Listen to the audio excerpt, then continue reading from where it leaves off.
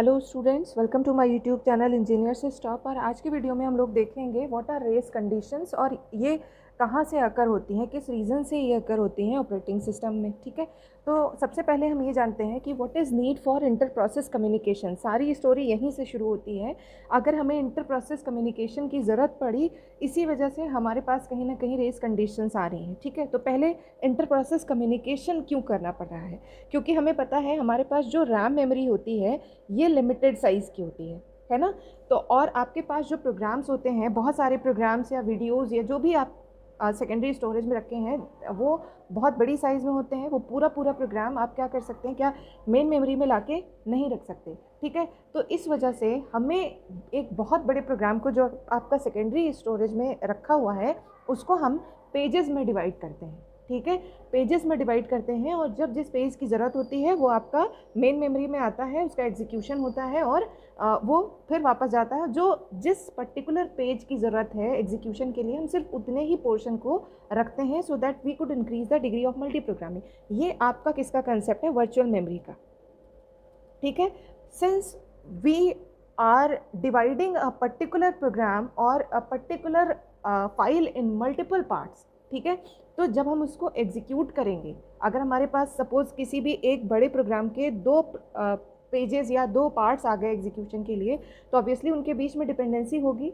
Let me tell you कि अगर आपको वर्चुअल मेमोरी का कंसेप्ट नहीं पता है तो आप कभी नहीं समझ सकते कि इंटर प्रोसेस कम्युनिकेशन की क्या ज़रूरत है। ठीक है, inter process communication is directly related with the virtual memory concept. क्यों?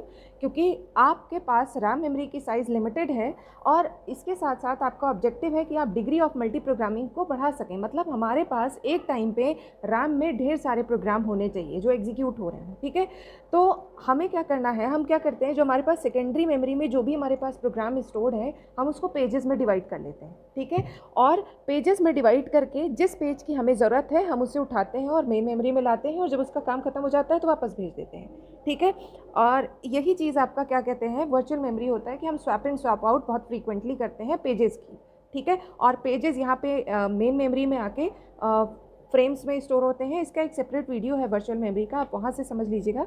तो क्योंकि आपके पास कई सारे सेम प्रोग्राम के पार्ट्स एग्जीक्यूट हो रहे हैं, तो इसका मतलब उनके बीच में डिपेंडेंसी होना बनता है। मतलब आपके पास जो भी प्रोसेस आपके मेन मेमोरी में रखे हुए हैं, ठीक है, अगर वो सेम प्रोग्राम के पार्ट हैं, सपोज़ आपके पास ये आपका सेकेंडरी मेमोरी है, आपने इसके एक प्रोग्राम को 5 पेजेस में डिवाइड किया, P1 P2 P3 P4 and P5, right. और ये इसका दो पार्ट या दो पेज, ठीक है, कहाँ पे आके रन हो रहा है? इन मेन मेमोरी। ये आपका मेन मेमोरी है। ठीक है, तो सपोज़ यहाँ पे हमारा P1 आया है और P2 आया है। ठीक है, तो क्योंकि ये एक सिंगल प्रोग्राम के पार्ट है, सपोज़ एक प्रोग्राम है PR, हम जिसको नाम दे रहे हैं, एक सिंगल प्रोग्राम का पार्ट है, तो इनके बीच में डिपेंडेंसी हो सकती है। ऑब्वियसली कुछ डेटा, इनके बीच में कुछ कम्युनिकेशन की ज़रूरत होगी। ठीक है, तो इसीलिए क्योंकि हमारे पास रैम मेमोरी की साइज़ लिमिटेड है and we are dividing a big program into smaller parts, say pages और सेगमेंट्स में डिवाइड कर रहे हैं और उनके बीच में डिपेंडेंसी होना लाजमी है। इस वजह से हमें प्रोसेसेस के बीच में कम्युनिकेशन रखना पड़ेगा। ठीक है, तो इंटर प्रोसेस कम्युनिकेशन का कंसेप्ट कहाँ से आ रहा है? आपका वर्चुअल मेमोरी से आ रहा है। ठीक है, अब तो what is advantage of inter process communication? Advantage is information sharing, okay, और मॉड्यूलरिटी और कन्वीनियंस। अगर आपके पास इंटर प्रोसेस कम्युनिकेशन जैसी कोई स्कीम नहीं होगी तो क्या हम प्रोग्राम को पार्ट्स में डिवाइड कर पाएंगे? नहीं कर पाएंगे भाई। अगर एक सिंगल प्रोग्राम का पार्ट है तो उसके बीच में डिपेंडेंसी होगी। ठीक है, और अगर डिपेंडेंसी होगी तो इसका मतलब उनके बीच में कोई कम्युनिकेशन का तरीका होना चाहिए जो आपका कौन प्रोवाइड करता है? Inter process communication. ठीक है, अब डिफरेंट प्रोसेसेस के बीच में कम्युनिकेशन करने के हमारे पास कौन कौन से मेथड हैं उनके बारे में बात कर लेते हैं। So first one is shared memory, second one is message passing and third one is signals, right. तो हमारे पास ये 3 तरीके हैं जिसके थ्रू इंटर प्रोसेस कम्युनिकेशन किया जाता है और हम किस पे फोकस करने वाले हैं? हम सिर्फ और सिर्फ देखने वाले हैं शेयर्ड मेमोरी के थ्रू इंटर प्रोसेस कम्युनिकेशन कैसे होता है। ठीक है, तो शेयर्ड मेमोरी कैसे काम करती है? One process will create an area in RAM which the other processes can access. ठीक है, जैसे आपका एक प्रोसेस जो है वो एक सेपरेट एरिया बनाएगा, जैसे आप शेयर्ड मेमोरी कह रहे हैं, एक एरिया अपना बनाएगा जो और प्रोसेसेस को वो अलाउ करेगा कि वो उन्हें एक्सेस कर पाएँ। ठीक है।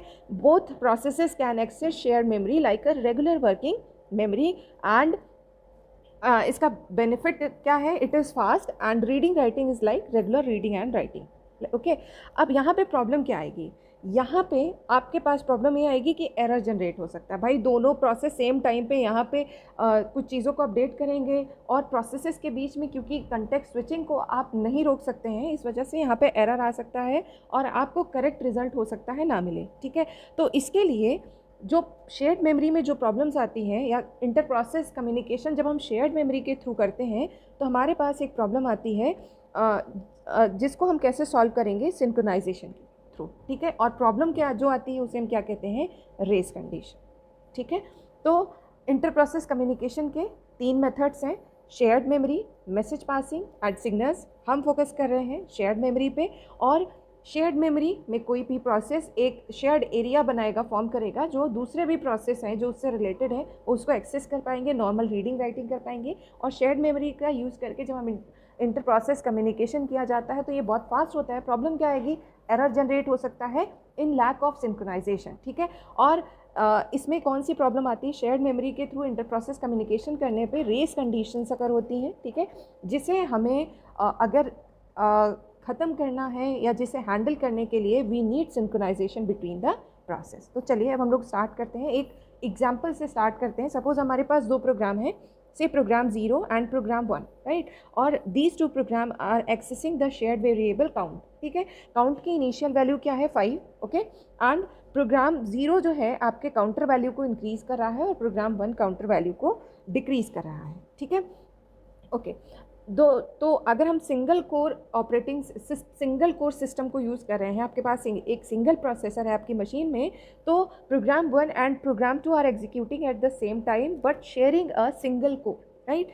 तो अब ये आपका आया कि देखिए, ये हम इससे रिप्रेजेंट कर रहे हैं कि ये जो ब्लू पार्ट है ये दिखा रहा है कि प्रोसेसर पे अभी कौन रन हो रहा है, प्रोग्राम 0, और ग्रीन पार्ट आपको दिखा रहा है कि अभी प्रोसेसर पे प्रोग्राम नंबर 1 रन हो रहा है। फिर blue means program 0 and green means program 1। ठीक है, तो इस तरह से एग्जीक्यूशन करने में प्रॉब्लम क्या आएगी, अब हम लोग वो देख लेते हैं। ठीक है, तो अगर हम इस प्रोग्राम को रन कराएं तो what should be actual value. ठीक है, तो हम क्या देखते हैं, अगर हम प्रोग्राम 0 एंड प्रोग्राम 1 दोनों को रन कराते हैं तो एक्सपेक्टेड वैल्यू क्या है, 5। एक्सपेक्टेड वैल्यू देखो, करेक्ट आंसर वो होगा जो वही रिजल्ट दे जो सीक्वेंशियल एग्जीक्यूशन से मिल रहा है। मतलब जब आप प्रोग्राम 0 को और प्रोग्राम 1 को पैरेलली एग्जीक्यूट ना करा के जब आप सीक्वेंशियली एग्जीक्यूट कराते हैं तो जो रिजल्ट आता है वही आपका करेक्ट आंसर है। तो चलो एक बार रन करा के देखते हैं व्हाट इज़ करेक्ट आंसर। आपका शेयर्ड वेरिएबल अकाउंट, सबसे पहले सपोज प्रोग्राम 0 आया, प्रोग्राम 0 ने क्या किया, इसकी काउंटर की वैल्यू को बढ़ा दिया, काउंटर की वैल्यू क्या हो गई, 6। ठीक है, फिर इसके बाद प्रोग्राम 1 आया और इसने काउंटर वैल्यू को डिक्रीज़ कर दिया, तो इसकी वैल्यू क्या हो गई, फिर से 5 हो गई। तो करेक्ट आंसर इज़ 5। ठीक, अच्छा चलो, ऐसा नहीं है कि सिर्फ एक डायरेक्शन में, दोनों ही डायरेक्शन से, चाहे आप प्रोग्राम 1 को आप पहले रन करा लेते हैं, प्रोग्राम 1 आएगा, काउंटर को डिक्रीज़ करेगा, वैल्यू हो जाएगी 4, प्रोग्राम 0 आएगा, काउंटर को इंक्रीज़ करेगा, वैल्यू हो जाएगी अगेन 5। ठीक है, तो एक्सपेक्टेड वैल्यू और यू कैन से करेक्ट वैल्यू इज़ 5।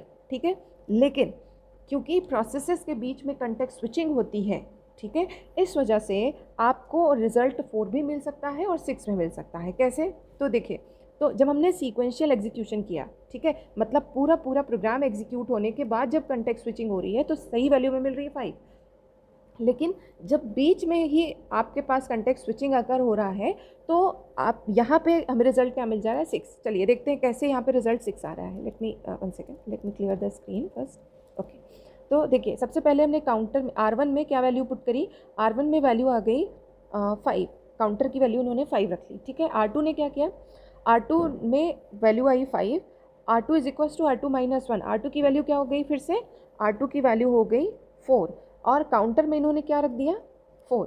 कोई भी प्रोग्राम जहाँ पे उसको कंटेक्स्ट स्विचिंग हुई रहती है वहीं से वो फिर से एग्जीक्यूशन करता है। तो अब ये जो प्रोग्राम है, प्रोग्राम 0, ये दोबारा से काउंटर वैल्यू को नहीं चेक करेगा। क्यों, क्योंकि इसने काउंटर की वैल्यू को ऑलरेडी स्टोर करके रखा। एक्चुअल में ये जो प्रोग्राम 1 है इसने काउंटर की वैल्यू को क्या कर दिया है, 4, लेकिन आपका जो ये प्रोग्राम नंबर 0 है इसने पहले से R1 में क्या रख लिया, 5, और उसी R1 पे ये प्रोसेसिंग करेगा। तो R1 is equals to R1 plus 1, तो ये क्या वैल्यू हो जाएगी, 6, और काउंटर में क्या आ जाएगा, 6। तो इस तरह से आपको काउंटर की वैल्यू क्या मिल गई, 6। ठीक। अब ये जो अगला वाला सिनेरियो है इसमें थोड़ा सा अपडेट करेंगे, यहाँ पे रजिस्टर्स के नेम थोड़ा सा गलत हो गए हैं।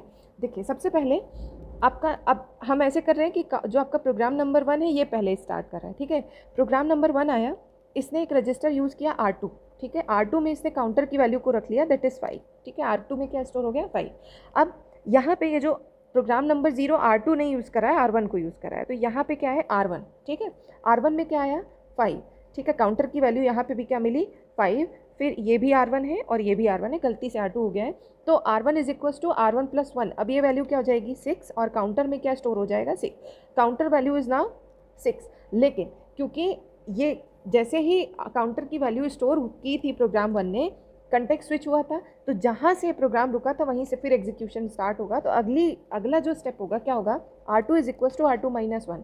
R2 में क्या वैल्यू स्टोर्ड है, 5, तो यहाँ पे आ जाएगा 5 माइनस 1 दैट इज़ 4। तो आपको क्या मिल जाएगा, R2 में 4 और काउंटर में क्या अपडेट हो जाएगा, 4, ठीक है। तो कंटेक्स्ट स्विचिंग होने के कारण हमें 2 इनकरेक्ट रिजल्ट मिल रहे हैं, दैट इज़ 6 एंड 4, ठीक है। तो इसका मतलब ये है कि we are lacking synchronisation between the process, right. चलिए अब देखते हैं, डिफाइन करते हैं इस एग्जाम्पल के बेसिस पे what is race condition, okay.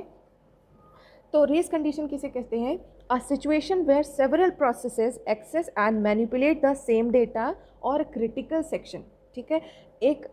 मतलब एक ऐसा सिचुएशन जहाँ पे आपके जो भी प्रोसेस हैं, आप प्रोग्राम कह लें, तो वो शेयर्ड वेरिएबल को एक्सेस करते हैं, ठीक है, सेम डेटा को एक्सेस करते हैं और मैनिपुलेट करते हैं सेम टाइम पे, तो उसे हम क्या कहते हैं, रेस कंडीशन, ठीक है। एंड तो जब रेस कंडीशन अकर होती है तो जो आपका आउटकम होता है, outcome depends on the order in which access take place, या फिर आप कह लीजिए कि आउटकम डिपेंड करता है कि आपका जो ऑपरेटिंग सिस्टम है वो किस तरह से कंटेक्स्ट स्विचिंग कर रहा है, उसके बेसिस पे आपको अलग अलग रिजल्ट मिल सकते हैं, ठीक है। So we can prevent the race condition by the synchronisation, ठीक है। अब एक चीज़ और आती है कि क्रिटिकल सेक्शन, हमने लिखा है कि a situation where several process access and manipulate the same data, that is known as race condition, ठीक है। इस कंडीशन को रेस कंडीशन कहते हैं। अब अगला सवाल ये है कि क्रिटिकल सेक्शन क्या है, ठीक है। क्रिटिकल सेक्शन है किसी भी प्रोग्राम का वो पार्ट, जैसे कोई भी प्रोग्राम का वो पार्ट जो शेयर डेटा को एक्सेस कर रहा है, उसे हम क्या कहते हैं, क्रिटिकल सेक्शन कहते हैं। अगर हम इस एग्जांपल को लें जिसके थ्रू हमने अभी प्रूव किया कि क्या प्रॉब्लम आ रही है, तो आपका शेयर्ड वेरिएबल क्या है, काउंट। तो प्रोग्राम 0 का कौन सा पार्ट है क्रिटिकल सेक्शन में, जो शेयर्ड वेरिएबल को एक्सेस कर रहा है, मतलब ये जो काउंटर +1 ++ यहाँ हो रहा है और ये जो काउंटर -- हो रहा है, दिस इज क्रिटिकल सेक्शन, ठीक है। तो किसी भी प्रोग्राम या प्रोसेस का वो पार्ट जो शेयर्ड वेरिएबल्स को मॉडिफाई कर रहा है, एक्सेस कर रहा है, उसे हम क्या कहते हैं, क्रिटिकल सेक्शन। और इस situation where processes are trying to access and manipulate the shared data, ठीक है, और processes are trying to access and manipulate the same data, इस सिचुएशन को क्या कहते हैं, रेस कंडीशन कहते हैं, राइट।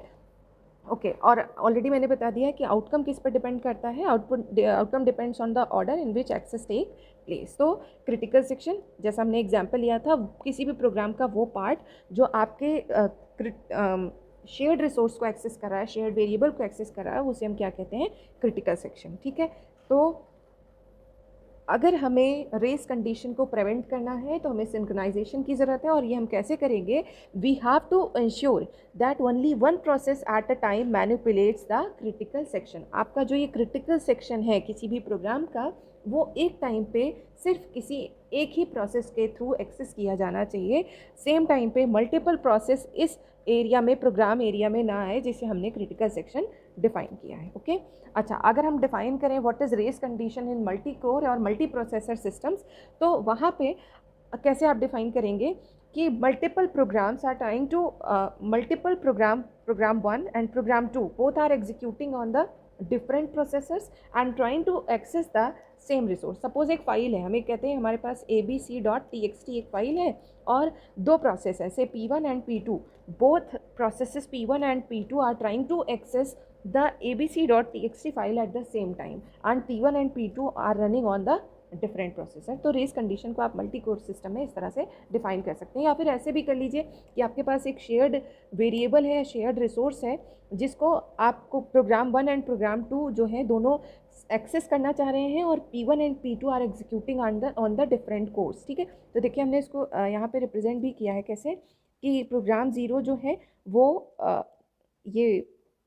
ये वाले प्रोसेसर पे, प्रोसेसर 1 पे रन कर रहा है, और जो आपका प्रोग्राम 1 है ये प्रोसेसर 2 पे रन कर रहा है। और हम प्रोग्राम 0 को ब्लू से रिप्रेजेंट कर रहे हैं, प्रोग्राम 2 को जो आपका प्रोग्राम 1 है उसे हम ग्रीन से रिप्रेजेंट कर रहे हैं। Processes are P1 and P2 और both processes are trying to access this shared variable, okay. So अब क्रिटिकल सेक्शन की जो प्रॉब्लम है या रेस कंडीशन की जो प्रॉब्लम है, इसको सॉल्व करने के लिए आपको 3 कंडीशंस को सेटिस्फाई करना होगा, ठीक है। 3 conditions are required to solve critical section problem. पहला क्या है आपका mutual exclusion, second one is progress and third one is no starvation, ठीक है। म्यूचुअल एक्सक्लूजन का मतलब है कि आपका जो क्रिटिकल सेक्शन का एरिया है उस एरिया में कोई एक ही प्रोसेस हो जो एग्जीक्यूट करे, ठीक है। Multiple process should not enter into the critical section eight the same time. एक टाइम पे कोई एक ही प्रोसेस होगा जो क्रिटिकल सेक्शन एरिया में एंटर कर सकता है, ठीक है। सेकंड वन इज कि अगर कोई भी प्रोसेस एस क्रिटिकल सेक्शन में नहीं है, ठीक है, आपके क्रिटिकल सेक्शन को अगर कोई भी एग्जीक्यूट नहीं कर रहा है और कोई भी प्रोसेस अगर आता है, ठीक है, तो उसे तुरंत ही क्रिटिकल सेक्शन में एंट्री मिल जानी चाहिए। और आप प्रोग्रेस को आप डायरेक्टली रिलेट कर सकते हो, deadlock means there should be no deadlock, ठीक है। आपको इसको ध्यान रखना है और इसको अगर आप ऐसे डिफाइन करें, when no process in the critical section, any process that requires entry into the critical section must be permitted without any delay. ऐसा नहीं कि कोई क्रिटिकल सेक्शन में नहीं है फिर भी आप क्रिटिकल सेक्शन में उसको एंटर नहीं करने दे रहे हैं, ठीक है। And third and last condition is no starvation, ठीक है, नो स्टारवेशन और you can say bounded waiting, ठीक है। इसको आप ऐसे समझिए, सपोज हमारे पास 3 प्रोसेस है P1, P2 एंड P3, ठीक है, और ये तीनों को क्रिटिकल सेक्शन में एंट्री चाहिए, ठीक है, ये हमारा क्रिटिकल सेक्शन है। ऐसा ना हो कि P1 और P3 5 बार क्रिटिकल सेक्शन में एंटर करके बाहर आ गए और अपना काम कर रहे हैं और P2 को मौका ही नहीं मिल रहा है, ठीक है। तो there should be restriction on the number of time a process enter into critical section while others are waiting, ठीक है। या तो आप टाइम लिमिट लगा दीजिए या तो आप ये नंबर ऑफ टाइम लिमिट लगा दीजिए कि अगर कोई प्रोसेस वेट कर रहा है तो दूसरा प्रोसेस कितनी बार क्रिटिकल सेक्शन में एंटर करके बाहर आ सकता है, ठीक है। तो इसको कैसे डिफाइन करेंगे, there is an upper bound on the number of times a process enter the critical section while another is waiting, okay. So these are the requirements to solve the critical section problem और the race conditions, ठीक है। सो अब हम लोग देखें, next video में हम लोग बात करेंगे कि किस तरह से हम लोग ये क्रिटिकल सेक्शन की प्रॉब्लम को सॉल्व करने के लिए किस तरह से एल्गो या प्रोग्राम लिखेंगे। So this is all about the race condition, critical section and need of inter process communication. अगर आपको कोई डाउट है तो आप कमेंट करके पूछ सकते हैं, और अगर आपको वीडियो पसंद आया हो तो आप मेरे चैनल को लाइक करिएगा, सब्सक्राइब करिएगा और शेयर करना मत भूलिएगा। Thank you for watching. Stay home, stay safe, bye bye, take care.